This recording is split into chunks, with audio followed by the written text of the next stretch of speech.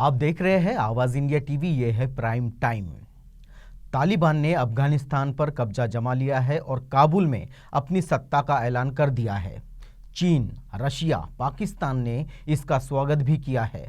Russia Bharat का दोस्त हुआ करता था, पर भारत के अधिक अमेरिका प्रेम ने हाउडी मोदी और नमस्ते ट्रंप जैसे कार्यक्रमों ने रशिया को भारत से दूर किया है। चाइना और पाकिस्तान से हमारी दुश्मनी तो जग जाहिर है। एशिया में इस बदलाव के बाद और अफगानिस्तान में तालिबान के कब्जे का भारत पर क्या होगा असर, इसकी समीक्षा करना बेहद जरूरी है। अफगानिस्तान की राजधानी काबुल पर जिस तेजी से तालिबान का कब्जा हुआ है, इसका अंदाजा शायद कई देशों और खुद अफगानिस्तान की सरकार को नहीं था। नहीं तो एक दिन पहले अफगानिस्तान के अशरफ गनी देशवासियों को वीडियो संदेश से संबोधित करके अगले ही दिन देश छोड़कर नहीं जाते। नहीं अमेरिका आपात स्थिति में अपने दूतावास को बंद कर लोगों को आनन फानन में यूं निकालता। ऐसे में अफगानिस्तान की गनी सरकार और अमेरिका का साथी भारत भी आज खुद को अजीब स्थिति में पा रहा है। जहां एक और चीन और पाकिस्तान तालिबान से अपने दोस्ती के चलते काबुल के नए घटनाक्रम को लेकर थोड़े आश्वस्त दिख रहे हैं, वहीं भारत फिलहाल अपने लोगों को आनन फानन में काबुल से निकालने के लिए व्यस्त है और उसे निकालने के लिए लगा हुआ है। तालिबान को आधिकारिक तौर पर भारत ने कभी मान्यता नहीं दी, लेकिन इस साल जून में दोनों के बीच बैक चैनल बातचीत की खबरें भारतीय मीडिया पर छाई रही।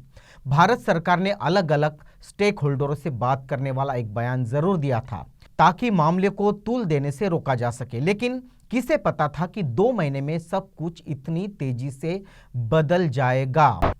काबुल के ताजा हालात के बीच क्या भारत अब वही राजनीति अपनाएगा या कुछ बदलाव होगा? यही है आज की तारीख में सबसे बड़ा सवाल। भारत की अब तक तालिबान के साथ सीधी बातचीत शुरू न करने की बड़ी वजह यह रही है कि भारत अफगानिस्तान में भारतीय मिशनों पर हुए हमले में तालिबान को मददगार और जिम्मेदार मानता था। भारत में 1999 में विमान के अपहरण की बात और उसके बदले जैश ए मोहम्मद के प्रमुख मौलाना मसूद अजहर, अहमद जरगर और शेख अहमद उमर सईद को छोड़ने की याद भी अब ताजा हो रही है। भारत का तालिबान के साथ बात न करने का एक और बड़ा कारण यह भी रहा है कि ऐसा करने से अफगान सरकार के साथ उसके रिश्तों में दिक्कत आ सकती थी, जो ऐतिहासिक रूप से काफी मधुर रहे हैं। लेकिन अब यह स्थिति जो है पूरी तरह से बदल गई है। ताजा घटनाक्रम के बाद भारत क्या करेगा, इस पर सरकार का कोई बयान अब तक नहीं आया है। सच्चाई यह है कि पिछले कुछ सालों में भारत सरकार ने अफगानिस्तान में पुनर्निर्माण से जुड़ी परियोजनाओं में लगभग 3 अरब अमेरिकी डॉलर का निवेश किया है। संसद से लेकर सड़क और बांध बनाने तक कई परियोजनाओं में सैकड़ों भारतीय पेशेवर काम कर रहे थे। अफगानिस्तान में लगभग 1700 भारतीय नागरिक काम कर रहे थे। पिछले कुछ दिनों में काफी लोगों के अफगानिस्तान छोड़ने की खबरें भी आ रही थी। इसके अलावा तकरीबन 130 यात्रियों के साथ एयर इंडिया का एक विमान रविवार को भारत लौटा है। अब काबुल एयरपोर्ट से सभी कमर्शियल फ्लाइट रद्द कर दी गई है। इसके बाद भारत क्या करे क्या ना करे, इसी सवालों में घिरा हुआ है। Shanthie Mariet D'Souza Kautilya school of public policy में प्रोफेसर है। अफगानिस्तान में उन्होंने काम किया है और उस पर उन्होंने पीएचडी भी की है। बातचीत में वे कहती है, भारत इस सच्चाई को समझ ले कि अब तालिबान का काबुल पर कब्जा हो गया है और जल्द ही अफगानिस्तान में वो सत्ता संभालने वाला है। ऐसे में भारत के पास 2 रास्ते हैं, या तो भारत अफगानिस्तान में बना रहे या फिर सब कुछ बंद करके 90 के दशक वाले रोल में आ जाए। भारत दूसरा रास्ता अपनाता है तो पिछले 2 दशक में जो कुछ भारत ने किया है वो सब खत्म हो जाएगा। डॉक्टर डिसूजा कहती है, मेरी समझ से पहले कदम के तौर पर भारत को बीच का रास्ता अपनाते हुए तालिबान के साथ बातचीत स्थापित करने की कोशिश करनी चाहिए, ताकि अफगानिस्तान के विकास के लिए अब तो जो भारत कर रहा है उस रोल को वो आगे भी जारी रख सके। वो कहती है कि सभी भारतीयों को वहां से निकालने से आगे चलकर भारत को बहुत ज़्यादा फायदा नहीं होने वाला है। आनन फानन में लिए गए किसी भी फैसले से बहुत भला नहीं होने वाला है। अपनी बातों के पीछे वो तर्क भी देती है कि उनके मुताबिक ऐसा इसलिए क्योंकि 15 अगस्त से पहले तक माना जा रहा था कि कोई अंतरिम सरकार अफगानिस्तान की सत्ता पर काबिज हो सकती है, लेकिन रविवार के बाद वहां की स्थिति बिल्कुल बदल चुकी है। तालिबान के रास्ते में कोई रोड़ा नहीं दिखाई दे पड़ रहा है। 1990 में जब अफगानिस्तान में तालिबान का राज था और भारत ने अपने दूतावास बंद कर दिए थे, उसके बाद भारत ने कंधार विमान अपहरण कांड देखा था।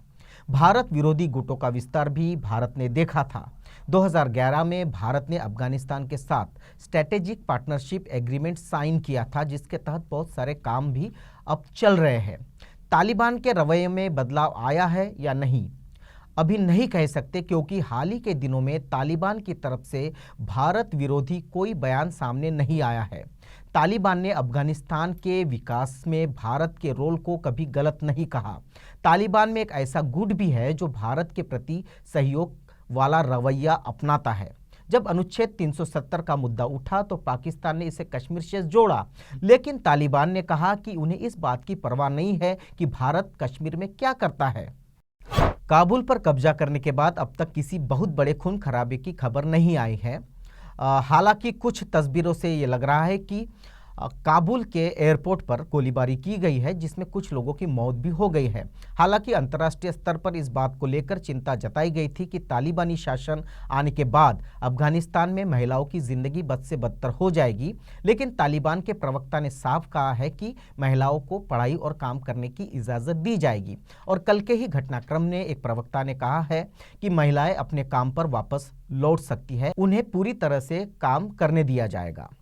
ऐसे में बहुत मुश्किल है कि तालिबान 2.0 तालिबान 1.0 से थोड़ा अलग होगा, लेकिन तालिबान ने चेहरा बदला है या आईना, इस पर जानकारों की राय बटी हुई है। प्रोफेसर हर्ष विपंत नई दिल्ली स्थित ऑब्जर्वर रिसर्चर फाउंडेशन में सामरिक अध्ययन कार्यक्रम के प्रमुख हैं। उनके मुताबिक भारत की प्राथमिकता अभी अपने नागरिकों को सुरक्षित निकालने की होगी। उसके बाद भारत देखेगा कि तालिबान का रवैया आने वाले दिनों में कैसा है। दुनिया के दूसरे देश तालिबान को कब और कैसे मान्यता देंगे और तालिबान वैश्विक स्तर पर कैसे अपने लिए जगह बनाता है। भारत तालिबान से तभी बातचीत शुरू कर सकता है जब तालिबान भी बातचीत के लिए राजी हो। मीडिया में तालिबान के बयान और जमीन पर उनकी कार्रवाई में फर्क ना हो। तालिबान भले ही कह रहा है कि वो किसी से बदला नहीं लेंगे, किसी को नहीं मारेंगे, लेकिन जिन प्रांतों को रविवार के पहले उन्होंने अपने कब्जे में लिया है, वहां से जो खबरें आ रही है उससे लगता है कि उनकी कथनी और करनी में अंतर है। अभी जमीन पर उनका पुराना अवतार ही कायम दिख रहा है। प्रोफेसर पंत कहते हैं, मीडिया की बातें इसलिए भी कही जा रही है क्योंकि तालिबान को अभी वैश्विक स्वीकार्यता चाहिए। पिछले दिनों तालिबान प्रतिनिधि चीन गए थे, वहां उन्हें जरूर अंतर्राष्ट्रीय स्तर पर कैसे दिखना है इससे जुड़ी सलाह मिली होगी, लेकिन ब्रिटेन, अमेरिका और दूसरे पश्चिमी देशों से शुरुआती संकेत तालिबान के लिए उत्साहजनक नहीं मिले हैं। अमेरिका के राष्ट्रपति को जिस तरह से अफगानिस्तान की स्थिति के जिम्मेदार ठहराया जा रहा है, उससे साफ है कि पश्चिमी देश तालिबान को इतनी जल्दी मान्यता नहीं देने वाले।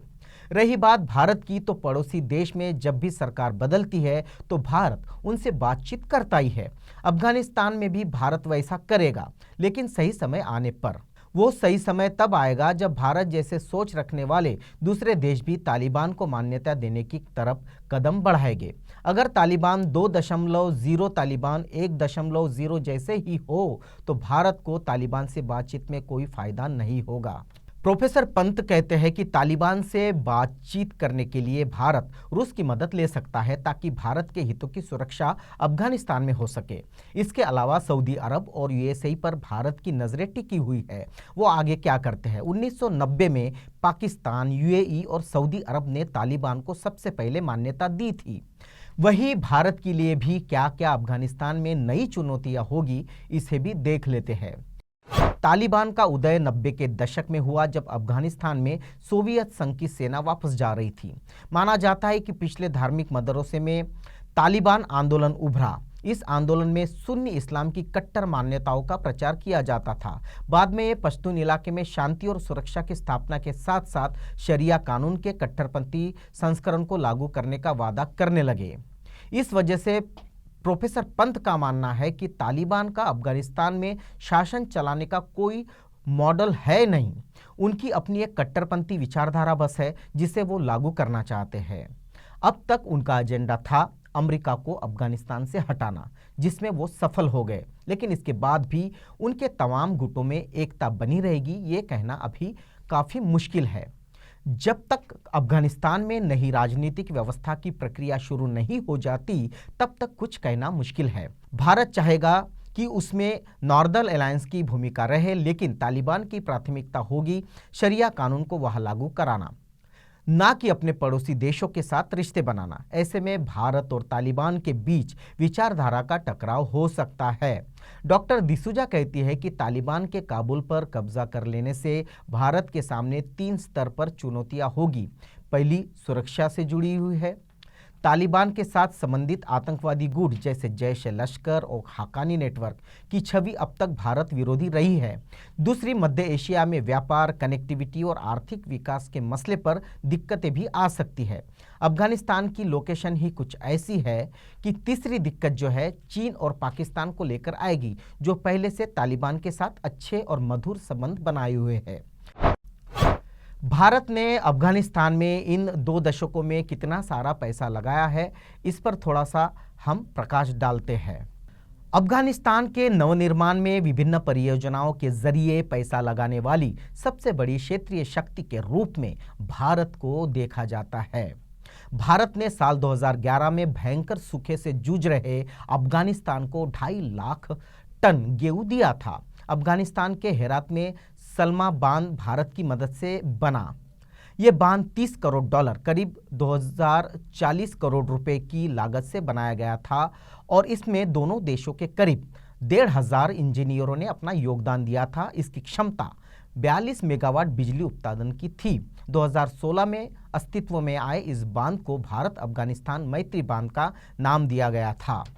इतना ही नहीं, भारत ने कंधार में Afghanistan national agriculture science and technology university की स्थापना की और काबुल में यातायात सुधार के लिए 1000 बसें देने का भी वादा किया था। लेकिन क्या इस बड़ी रकम के निवेश के बदले भारत को कुछ मिलता है? ये भी एक बड़ा सवाल है। काबुल में मौजूद भारतीय दूतावास के अनुसार अब तक भारत अफगानिस्तान में $2 बिलियन अमेरिकी डॉलर निवेश कर चुका है और भारत इस देश में शांति, स्थिरता और तरक्की के लिए प्रतिबद्ध है। लेकिन इतने बड़े निवेश के बदले में भारत को अफगानिस्तान से क्या मिल रहा है? दक्षिण एशिया के जानकार कमर आगा कहते हैं कि इसमें 2 चीजें हैं जिन्हें समझना बहुत ही जरूरी है। वो कहते हैं, पहली बात यह है कि भारत के अफगान के साथ प्री इस्लामिक पारंपरिक संबंध है, ये कभी हमारा पड़ोसी मुल्क होता था। दूसरा ये कि बिगड़ते हुए हालात में अगर वहाँ गणतंत्र आता है तो भारत और पूरे दक्षिण एशिया के लिए और भारत के लिए खास तौर पर ये अच्छी बात होगी।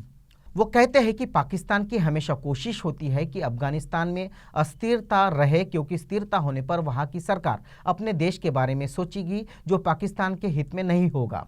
अफगानिस्तान में लगभग 2 ट्रिलियन मूल्य की प्राकृतिक संपदा है। वही बीबीसी अफगान सेवा के सहायक संपादक दाऊद आजमी कहते हैं कि इस क्षेत्र में वक्त के साथ अफगानिस्तान के अपने पड़ोसियों के साथ संबंधों में कभी ना कभी तनाव आए हैं, लेकिन भारत के साथ उसके संबंध हमेशा अच्छे और मधुर ही रहे हैं।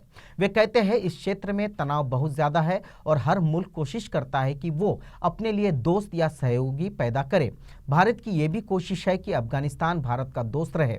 एक बात यह भी है कि भारत और पाकिस्तान के बीच दोस्ताना संबंध नहीं है और तनाव हमेशा रहा करता है। इस कारण भी अफगानिस्तान भारत की दोस्ती अहम है। अगर अफगानिस्तान भारत के साथ हो तो पाकिस्तान अलग सलग पड़ेगा और उस पर दबाव भी पड़ेगा। कमर आगा कहते हैं कि इस मामले में अफगानिस्तान की राजनीति और वहां पर तालिबान की संभावित भूमिका को समझना बेहद जरूरी होगा। वे कहते हैं कि जो तालिबान है वो कोई समूह नहीं है, ये सब वॉरलॉर्ड की तरह यानी लड़ाकू की तरह काम करते हैं धर्म के नाम पर। यह बहुत बड़ा खतरा है। अगर वहां तालिबान जैसी हुकूमत आती है और रहती है तो भारत के लिए एक बड़ी मुश्किल हो सकती है। चरमपंथ के कारण ये पूरा क्षेत्र अस्थिर हो जाएगा। वहां पर अमन और शांति स्थापित करना हमारे लिए जरूरी है और इसके लिए अगर $3-4 बिलियन भी खर्च हो जाए तो कोई बड़ी बात नहीं होगी। वे कहते हैं कि निवेश के जरिए वहां भारत ने अच्छा नाम भी कमाया है, लेकिन भारत और अफगानिस्तान की दोस्ती को लेकर चर्चा का एक मुद्दा चाबहार बंदरगाह परियोजना भी है जिसमें भारत ने काफ़ी निवेश किया है और इसे लेकर भारत के पड़ोसी मुल्क पाकिस्तान ने चिंता भी जताई थी। पाकिस्तान ग्वादर बंदरगाह तक सड़क बनाने के लिए चीन के महत्वाकांक्षी वन बेल्ट वन रोड परियोजना का हिस्सा है। भारत और चीन दोनों के लिए ये अलग अलग परियोजनाएं मध्य एशिया, रूस और यूरोप तक पहुंचने की कोशिश है। लेकिन अब तालिबान के सत्ता पर काबिज होने के बाद क्या यह निवेश बच पाएगा या डूब जाएगा? क्या होगी भारत के चाणक्य की कूटनीति? भारत में छोटे मोटे चुनाव जीतने जितना क्या ये आसान होगा? भारत में छोटे मोटे चुनाव को जीतने की रणनीति बनाने वाले बीजेपी के चाणक्य और भारत के गृह मंत्री अभी भी चुप्पी साधे हुए हैं।